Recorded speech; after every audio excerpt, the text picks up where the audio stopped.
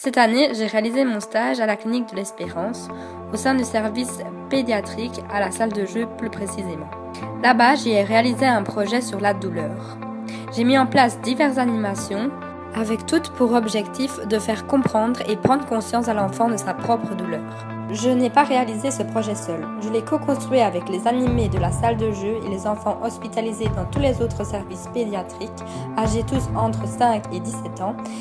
Et j'ai collaboré avec le service de la douleur et de l'humanisation qui m'ont expliqué tous les projets mis en place pour la prise en charge de la douleur dans l'hôpital.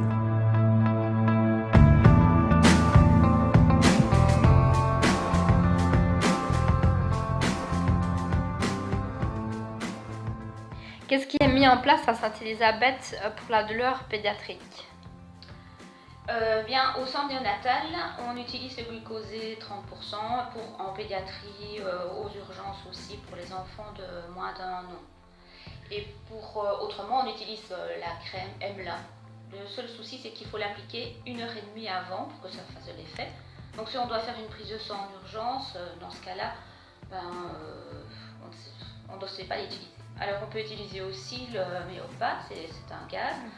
Dans le cas de certaines sutures, de prise de sang, de pansements assez douloureux, il faut bien sûr que l'état de l'enfant le permette. On explique autrement, pour les enfants plus grands, on leur explique ce qu'on va leur faire, parfois même l'acte médical. On peut utiliser une poupée aussi pour leur expliquer ce qu'on va faire, pour montrer où on va piquer, pour voir le pansement qu'on va leur faire, etc. Et est-ce qu'il y a... parce que nous, à Montagny, il y a comme des petites...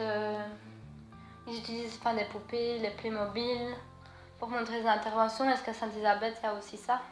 Oui, donc on a la poupée, et on a aussi, à l'hôpital de jour, ils utilisent aussi un mini service en bois avec des Playmobil. Ah oui, et oui. Comme ça, les enfants viennent une fois par mois.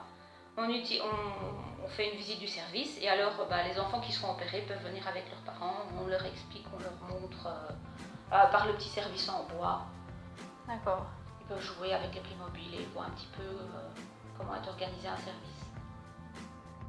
Ayant fait mon stage à la salle de jeu de l'Espérance, je me demandais si à Sainte-Élisabeth, il y avait aussi une salle de jeu. Oui, il y a une salle de jeu, mais pas comme à Montagny. C'est pas comme à Montagny. À Sainte-Élisabeth, disons qu'elle a c'est plus une collaboration avec l'école. Ouais. Parce que nous, c'est carrément un service Ah oui. qui va dans les chambres des enfants, en individuel, qui accueille les enfants à la salle de jeu.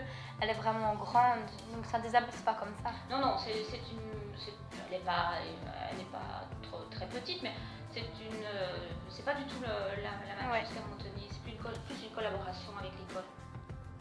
Après vous avoir expliqué mon projet, est-ce que vous pensez qu'il serait intéressant d'en créer un du même genre à Sainte-Élisabeth ?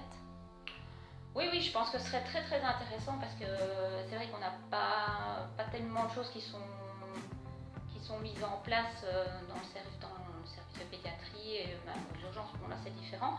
Mais si j'étais chef, je pourrais l'utiliser et quitte à l'adapter.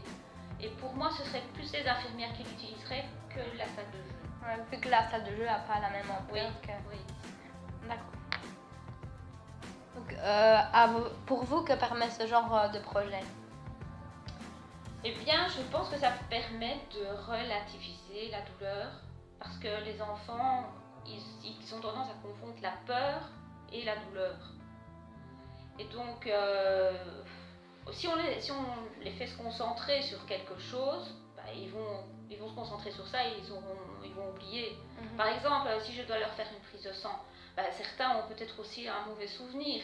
Ils ont le souvenir d'une piqûre qui a fait mal, d'un pansement qui a fait mal. Et donc, je leur dis, si tu veux, tu cries très fort. Alors ils crient fort et puis après on dit, c'est fini. Et puis ils nous disent, mais j'ai même pas eu mal. Voilà, il faut bien leur expliquer. Pour évaluer la douleur, est-ce que vous utilisez l'échelle de douleur comme l'Espérance le fait ? Non, on n'utilise pas vraiment l'échelle de douleur on se base sur l'observation de l'enfant.